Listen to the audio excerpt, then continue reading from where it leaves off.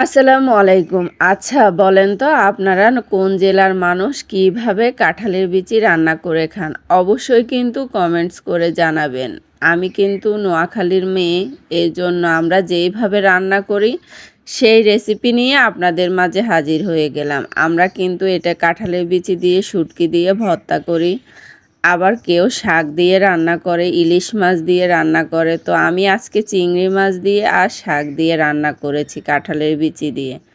তেমনই একটা রেসিপি নিয়ে আপনাদের মাঝে হাজির হয়ে গেলাম। আমি শাহজাদি ব্লগ পেজ থেকে বলছি, শাহজাদি। প্রথমে আমি চুলার মধ্যে একটা পাতিল বসিয়ে দিয়েছি। এইখানে এখন দিয়ে দিব পরিমাণ মতো সয়াবিন তেল। তেল গরম হয়ে গেছে, এখন এরই মাঝে দিয়ে দিব 1 কাপের মতো পেঁয়াজ কুচানো। দিয়ে এখন একটু ভালো করে নেড়ে চেড়ে দিব, দিয়ে 2-1 মিনিট লাল লাল করে ভেজে নেব।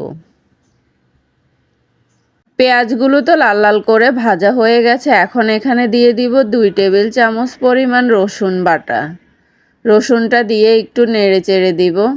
এবার দিয়ে দিব 1 টেবিল চামচ পরিমাণ আদা বাটা। আদা বাটাটা দিয়ে এখন দিয়ে দিব 2 টেবিল চামচ পরিমাণ গুঁড়ো মরিচ। মরিচটা দিয়ে এখন দিয়ে দিব 1 টেবিল চামচ পরিমাণ লবণ।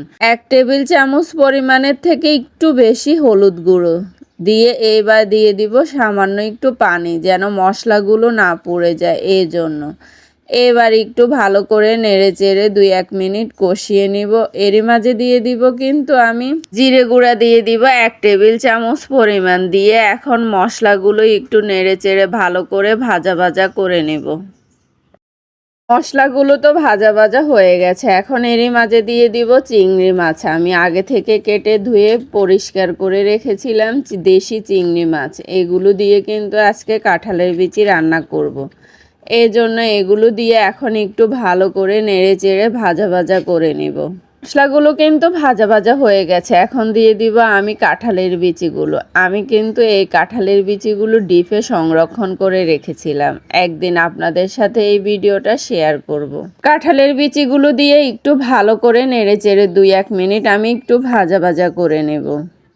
এরই মাঝে দিয়েছিলাম একটা ঢাকনা। এখন ঢাকনাটা উঠিয়ে আবারও একটু ভালো করে নেড়ে চেড়ে দিব, কারণ নিচে দিয়ে যেন না পুড়ে যায় এই জন্য। কাঁঠালের বিচিগুলো একটু ভাজা ভাজা করে আমি কিন্তু এরই মাঝে দিয়ে দিব রান্না করার ঝোল। যেহেতু আমি শাক দিব, এখানে আমি পরিমাণ মতো প্রায় 2 কাপ 2.5 কাপের মতো পানি দিয়েছি, এর বেশি দিব না।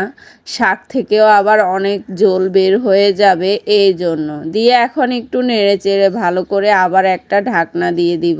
ঢাকনাটা উঠিয়ে এরই মাঝে কিন্তু এসে আমি 2-1 বার নেড়ে চেড়ে দিয়েছি। দিয়ে এখন আমি এখানে দিয়ে দিয়েছি আলু পাতা। এইটাকে আমরা আলুর শাক বলি, সেটা দিয়ে কিন্তু এই কাঁঠালের বিচি দিয়ে রান্না করব। দিয়ে এখন আবার একটা ঢাকনা দিয়ে দিলাম।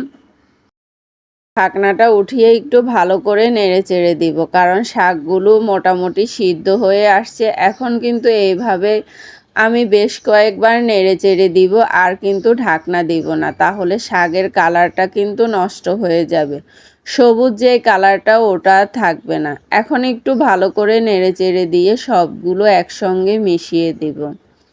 ও আপনারা কিন্তু কোন জেলার মানুষ কাঁঠালের বিচি কিভাবে রান্না করে খান? অবশ্যই কিন্তু কমেন্ট করে জানাবেন।